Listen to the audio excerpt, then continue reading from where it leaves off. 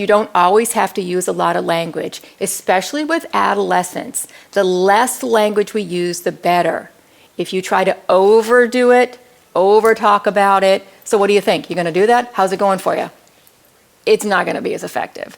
Remember, non-directives, putting a sticky note on a kiddo's desk, it doesn't guarantee they're going to actually get on the right page, but I can put a sticky note on the desk that says, hey, we're on page 139, and they have the wrong book out.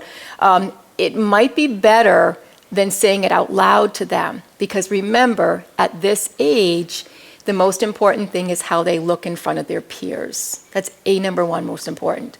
So whenever I can kind of get in there and do the intervention without calling too much attention to it, because as soon as I do, I've actually invited that child to defend themselves in front of their peers, which is the most important thing in their life.